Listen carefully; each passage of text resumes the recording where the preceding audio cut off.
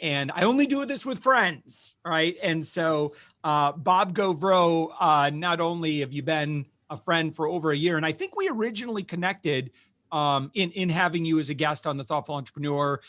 And then as we got to talking, I'm like, Bob, man, I need to hire you.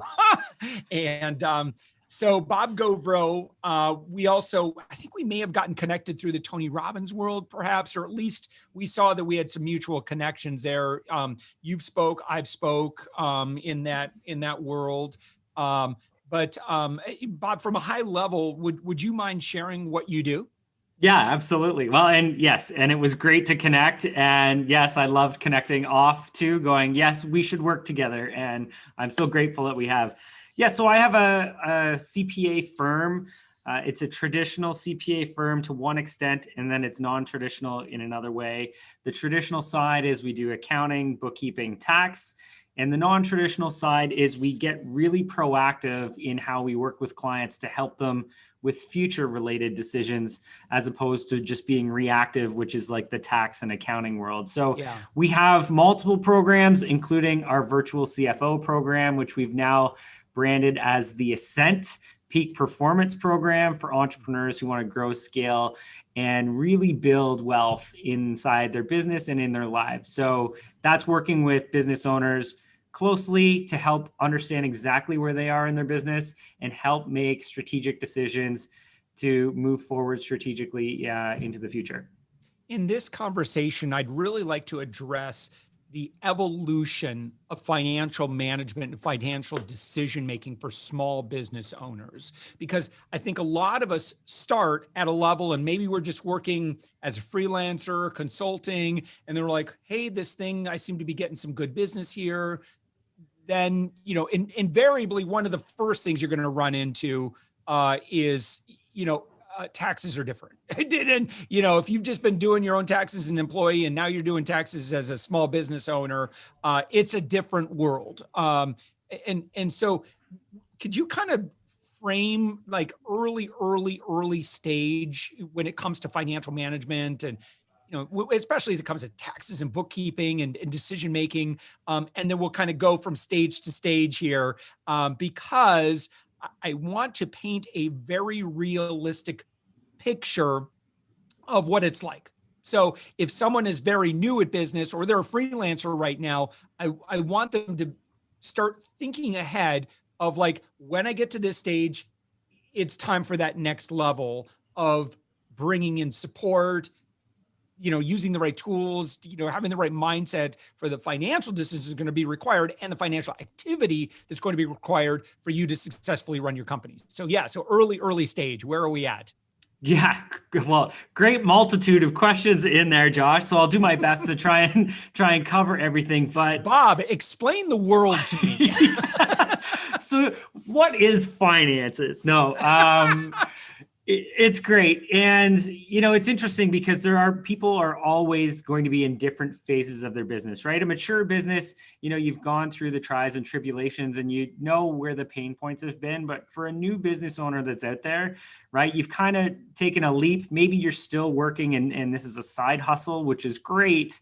A few things to keep in mind if that's the stage that you're at.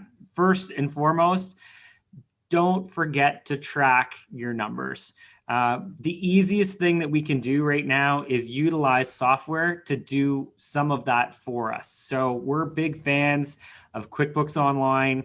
QuickBooks Online can pull into a bank feed and help you manage your transactions, because if you can't manage them, it's going to be really stressful when it comes to tax time when you try and figure out where all of your expenses went. And you could be over-reporting your taxable income. And one other thing I'll say for the new business owner is, if you are going to be making money, if it looks like business is good, don't wait until February of the next year to start pulling together your income, because all of a sudden there's this big tax liability you weren't expecting. And now you're behind the 8 ball with cash flow and you're scrambling to try and figure out how you're going to pay that tax bill. Don't put yourself in that position. At a minimum, start putting money away when you start. If you're making money and you're making profit, put something in a separate account now. Maybe you don't have to follow the profit first methodology to a T, and if you don't know what that is, look it up. But at least have some of your income go into a separate account for that liability that will come. And if you don't want to invest in working with someone to trail and track that along the way in your first year, just make sure that you have that security net sitting there until you know how everything works. Yeah. Does that make sense, Josh? Yeah, I am guessing. And Bob, what's your website? I wanted to make sure that I kind of shared that up front here as we're talking, because I could just tell you, like, you and I have been working together. We've been using you and your firm for bookkeeping, for kind of financial decision making, CFO type work. So I just want to make sure that, who is this? And we'll get that out there, because I have many more questions, and I have some assumptions based on things that I've seen as I've talked with a lot of business owners, just in terms of like those mistakes that are really, really easy to make at the early stages. Yeah, absolutely. So our firm is Govro CPA. Our website is exactly that. So it's GAUVREAUCPA.ca. If you were to get on our website and you wanted to work with us, there's a box in the top right that says get started. Right there, it gives you all of our contact info, book an appointment. We're happy to help. But yes, let's deal with some of these pain points. And if they resonate with you as a business owner, let's try and eliminate them from your life, because finances can be one of the largest stress, not only on you, but on relationships. So let's eliminate some of these major issues that are in there just by making some proactive planning and making some proactive choices. I love the concept of surrounding yourself with smart people. And there's a lot of good general information available in just terms of, like, maybe it's taxes or bookkeeping or, just best practices. That's great. Like, we should all be learning that stuff. But as a business owner, I think the sooner you get to a position where you can say, listen, it is your job to think about this, to look for opportunities, to look for, be doing an ongoing SWOT analysis about this aspect of our business, right? And certainly, I could just say, personality wise, finances are not the most fun part of business. I could certainly say things like bookkeeping and taxes. I mean, those are probably the first jobs that I'm like, I got to outsource that. Like, I want that done. I want it done well. I want to be able to have clarity as we go, because that's going to impact my decision-making process. I think, and I wonder, Bob, and maybe you have a pulse on this, how often people disregard or ignore their financial stuff, because maybe it might not be as exciting, or, it's not exciting, but I wonder if sometimes we look at finances as being a little bit of a downer, because if you're scraping it out at the early stages, yeah, I mean, cash flow is just gonna be an issue. It's welcome to the club. You're not alone if you're like, crud, I wish I had more money at the end of the month here, and it's not available. It happens. But then some months you have really excellent months. Totally. Any observations on that? Yeah, well, now that you've made me decide I want to leave my chosen career path, get out of those finances, right? No, I get it though, right? So, I'm an entrepreneur at heart as well. And, I think that's a little bit unique for maybe someone in my space, because we're technicians, right? But what I would say is, as an entrepreneur or somebody who's trying to create something and trying to create a life for yourself, and whatever that means, and you're trying to create this new venture, it's consuming all of your energy and your thoughts, and you get momentum, but then you have to stop and deal with something that you don't know, understand, or anything, right? You get frustrated, you get bogged down, and you could be out there selling or doing what it is that you really enjoy. And, an easy solution to this, especially when you start, if there's no significant volume going on in your business, it's really easy to outsource these things, whether it's to us or to somebody else. You can find someone to outsource this, and it's going to be really simple for them. It might take you 8 hours to figure it out, but it may be, 30 minutes a month for somebody who actually knows what they're doing. So it's a really easy thing to get off your plate so you can focus on revenue generation and value add. Yeah.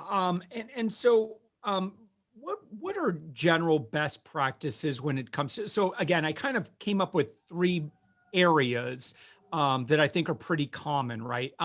So there's taxes, which I think taxes are inevitable. I mean, you cannot be in business and not, focus on your business taxes. That's not an afterthought.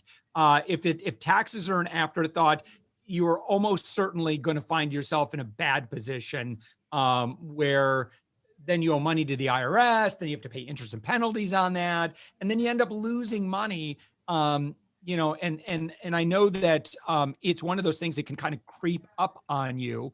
And the other two buckets that I kind of came up with and thinking about, just day-to-day bookkeeping, payroll is kind of part of that, right? Just your expenses and making sure that, we have clear reporting of that. That's all very, very vital. And then I'd say, based upon those things, then there's the strategic decision-making based on what the numbers are. Am I missing a bucket there when it comes to finances and business?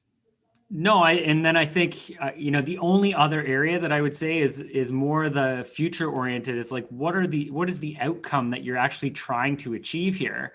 Instead of just saying, yep, we're trying to sell to more people, we're trying to figure out how we grow our business, but what does that actually mean? Let's quantify that and build out a roadmap on how to get there. It's interesting, with the roadmap building is an area that I spend a lot of time on, because I think it's very important for people to be able to quantify and benchmark what steps they need to take.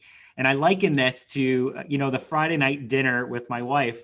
There's two options, right? Before I get home, I can text her and say, where do you want to go for dinner? We book a reservation. I get home probably late, and I get in the car and we drive straight to the restaurant. We enjoy our meal. It's exactly what we wanted, and we go home. We've made an efficient night. We've had a great experience, and it's been great. The other option, which happens more than I would like to actually admit to, is that I go home, we start talking about, where would we like to go to dinner? We get in the car, we start driving around looking for inspiration. We don't really know where we're going. We've driven up and down the same streets 2 or 3 times. We decide on something. After the fact, it wasn't really what we wanted, or it wasn't what one of us wanted. We go home feeling unsatisfied. The two are completely likened to building out a roadmap for your business. If you want to drive around aimlessly, not really knowing what you're looking for, or getting the roadmap, plugging it into the GPS, here's where you turn left, here's where you turn right, this is when you show up and you get the experience you actually want. That's what building out your business future looks like. Let's understand, this is what we want to accomplish. Great. Now we have a destination. Let's build out the map on how to get there. So that's, for me, that's my passion, because, people like you, Josh, who are helping people and making a big difference and an impact in their lives, I want to make sure that your impact is maximized by helping you get to your destination. Yeah. And listen, I got to tell you that, Bob, you and I, and kind of our work together, here's how we work, and just, kind of illustrate this for someone who's contemplating, okay, so I have a tax person, I have someone doing my payroll and bookkeeping and that sort of thing. When am I ready to bring, an advisor in to start having those conversations around decisions based upon numbers and stuff, right? As opposed to, I think a lot of times in business, it's just go, go, go, go, go, go. And I think a lot of the decisions are very marketing based, operations based. And can you maybe talk about, if you are experiencing it's probably time for you to bring in a strategist, someone can kind of serve in a virtual CFO role. How do you help someone make that decision?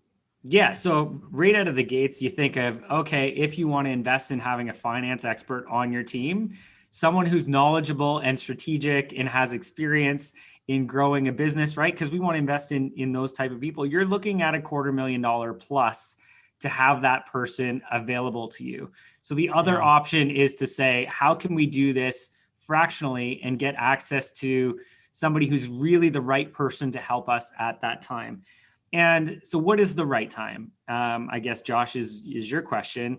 So the time is where you're ready to invest, you're ready to grow, you're ready to scale, but while you're investing, you want to make sure that the decisions you're making are financially responsible and are being based on fundamental number-based evidence, right? Because numbers don't lie. If you start investing into, different areas of marketing, which is always great, or you're investing in new equipment or in new lines of business or another location, how do you know that that is the right financial strategy for you? Maybe staying in your same location and offering more volume at the same one product is going to be a better outcome for you, right?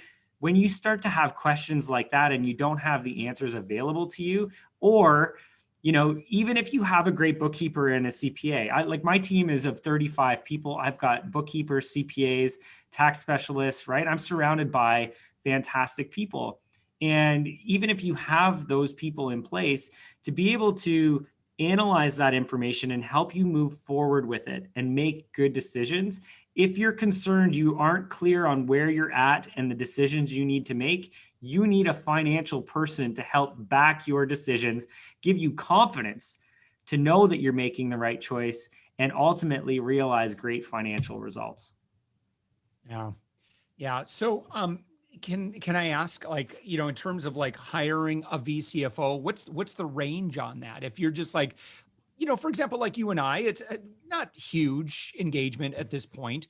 But what's the investment that maybe someone might be looking at for someone who's fairly competent, going to say, well, let's look at all your numbers. Let's look at your past and what are your goals right now? And I can say, Bob, the thing that you've been able to bring is clarity in looking at the numbers and stuff that I don't necessarily see. Right. And so I think I remember one conversation was just simply about profit margin.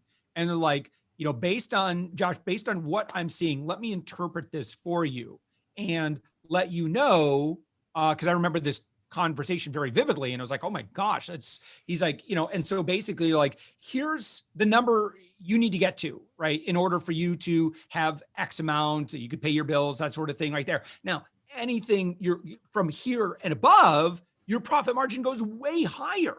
So your goal, and then it becomes about goal setting, right? It's like, this is the number you want to be hitting if you're telling me you want this lifestyle. So rather than just guessing and just, I think a lot of business owners are just like more. Well, yeah, but wouldn't it be nice to, know exactly what your goals are, right? Like if you, for example, sales, you want a number, right? And you want to aim for that number. And if it's just more, I mean, that's nice, but I think I don't know. I don't see a lot of big companies doing that. I think you want to be intentional about targets. Totally. And, it was interesting. I had a meeting with a new prospect there a week or so ago, growing business, sales background, fantastic human.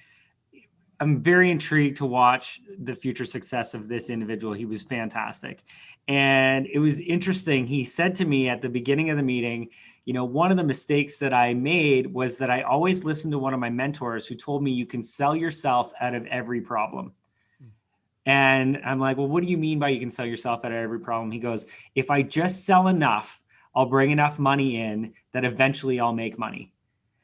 And I was like, yes, but what if you didn't have to sell yourself out of your problem? And what if we could solve your problem right now by tweaking a few things on your business model? And as soon as you're clear on it, like you were saying, Josh, when we understand what our profit margins are and our break-even point, right? And we say, yeah, we're going to make 40% profit on every job. And once we've covered all of our ongoing expenses, that 40% profit drives right to your bottom line.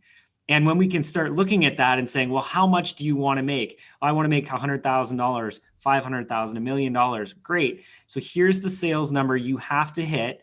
in order to realize those targets. And guess what? Based on your average sale price being $5,000, that's 10 sales per week.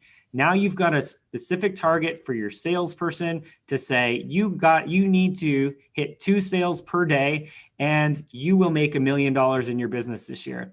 So it's all about, yes, let's quantify it. Let's understand the model. Let's tighten it up as much as we can so that the profits are good. And then let's blow this thing up and start marketing everything and driving extraordinary results. Now, the one question you had, Josh, was, what does it look like? What's the relationship in having a virtual CFO or a fractional CFO? People call it different things.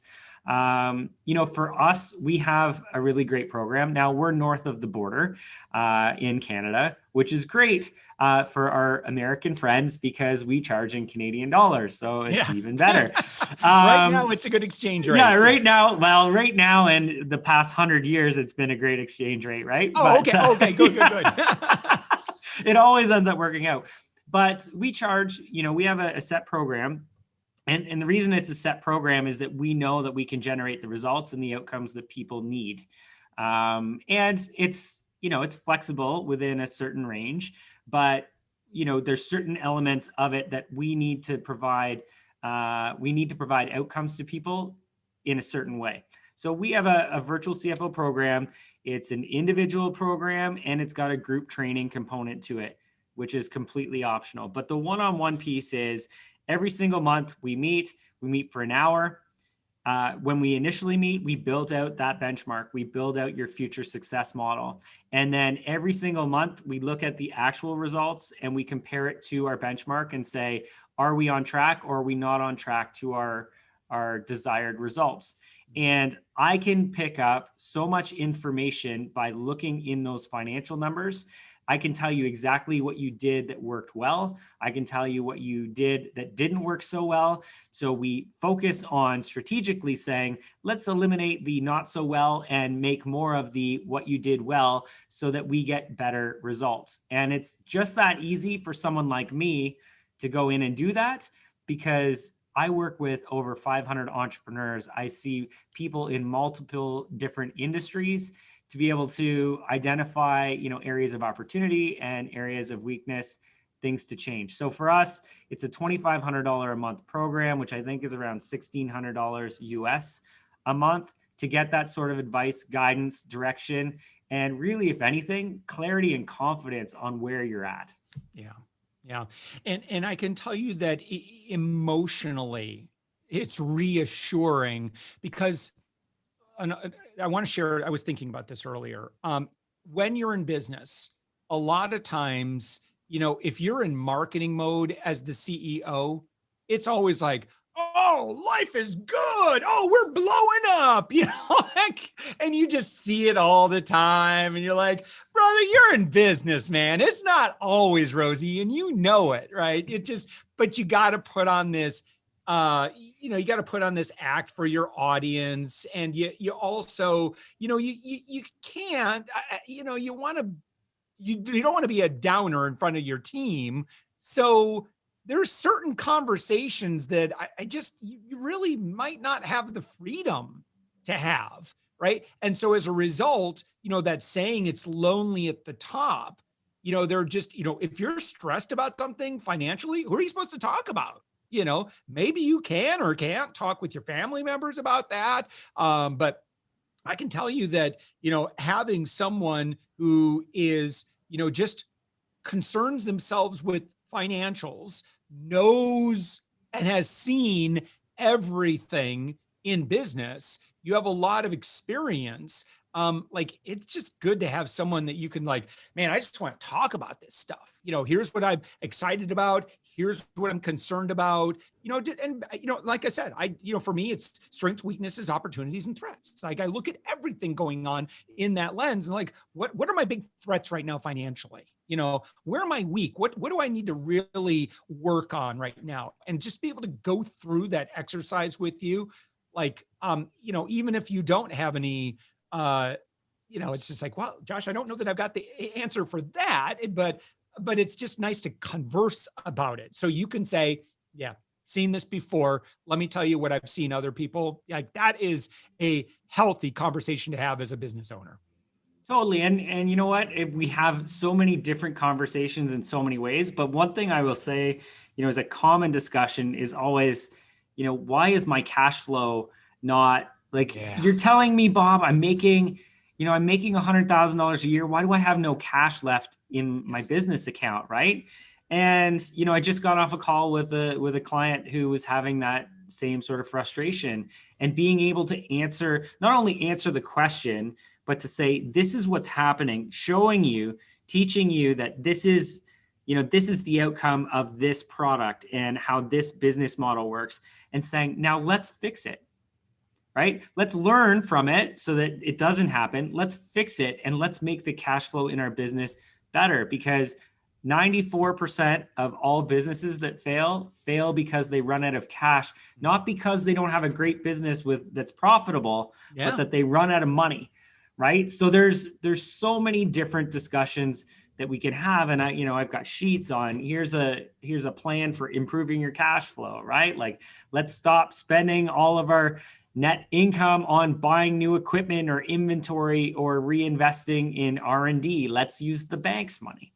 That's an easy way to better utilize and optimize cash flow. So, there's so many tools in the tool belt, from learning from experiences from other people's failures, other people's successes, that, somebody who you can lean on that's got financial expertise and has seen what works and what doesn't work is invaluable to financial success in your business. Yeah. Now, Bob, you've got an event coming up as of when we're recording this. So for those who are watching the live stream right now, yay for you. You're going to hear about this or watching the recording, and it's still prior to this event. Can you give me the details on this? Because you got some celebrities coming in. I do. And I am so pumped about this, Josh. And thank you for letting me share this. The prerequisite of this is it's been a tough 12 months, right? Like we're what's the date today? March 26, 2021. And 12 months ago, we got hit with a global pandemic and economic shutdowns and uncertainty and, fear, right? This fear of uncertainty, financial, health, economic, global concern, right? It's been a tough year. And as a business owner, we've dealt with so many challenges and uncertainties throughout the year. And our team has put our heart and soul into making sure that any information that's available to create greater certainty has been provided. And we've done this. We've created communities where we just want to share and just help, right? So this event for me is the extension of that. I'm done with let's survive, right? That's been the last 12 months. Now it's time to thrive, right? We've survived.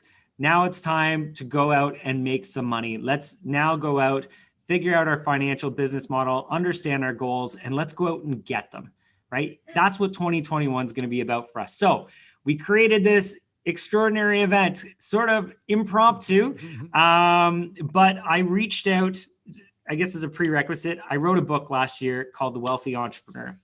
And it's coming and it's being launched in bookstores on April 6th.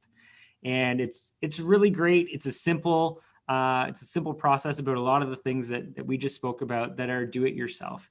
And I got really tired of thinking about selling books. It wasn't exciting to me. It wasn't helping enough people in a proactive way. So I said, well, instead of investing in that, how about I go to the one person that I would love to collaborate in the world with and see if they would come be a guest speaker at my impromptu live event. So I reached out to Gary Vaynerchuk and his team and said, I am thinking about putting on this event for entrepreneurs that's going to help them once they've been inspired to jump into entrepreneurship and doing something incredible. I want to show them how to be financially successful with it. Yeah. And Gary V is the guy that I was really inspired, or has inspired so many people to jump. And his team said, yes, Gary will come and hang out with us. So I'm like, yes. Oh man, now I have to put on a live event. This is great. So we've done it. The event is going to be held virtually on April 9th. It's called the Ascent Summit, ASCENT summit.com. Tickets are $97. As part of that, you get a copy of my book. We've put a value on the event. It's over $10,000 in giveaways as being part of it. So for $97.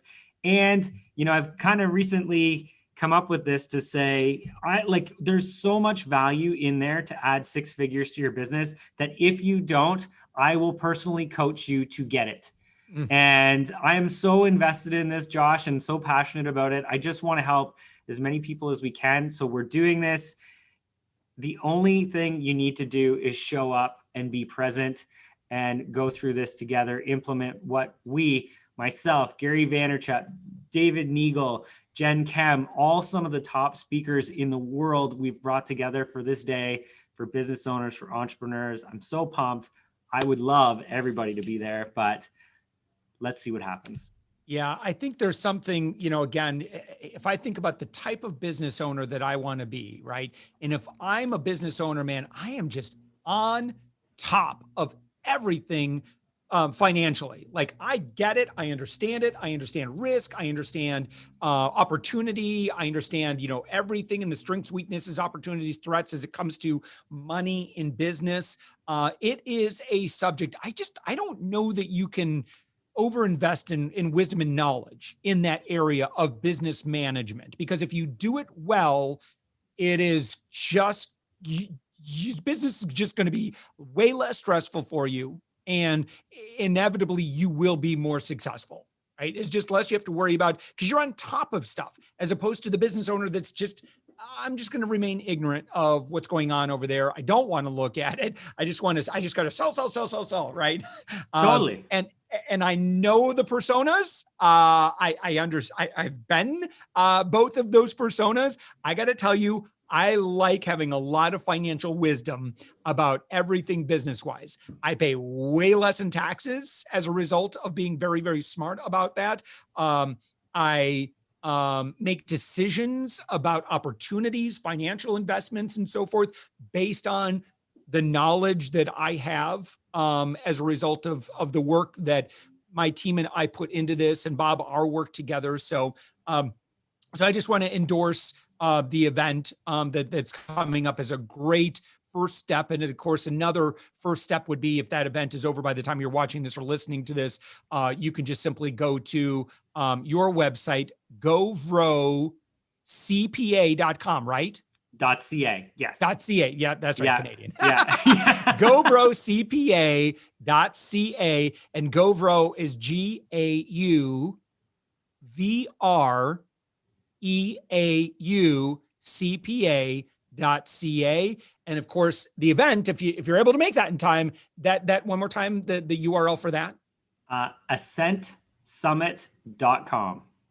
Right. Excellent. ASCENT summit.com. That's correct. Awesome. Yeah. Bob Govro, my fractional virtual CFO, been working together for over a year now. And again, Sean on your team does our bookkeeping as well. Fabulous relationship. I recommend you to everybody. You're just fantastic. You're great to work with. Your team's great to work with. And as a result, it's just an area of my life I don't have to worry about, which I love. Bob, that's what we try and do, Josh. Yes. Thank you so much for this. Thank you, sir. I appreciate this so much. Okay. So maybe we're stopped streaming now. Yeah, I think so. Stop.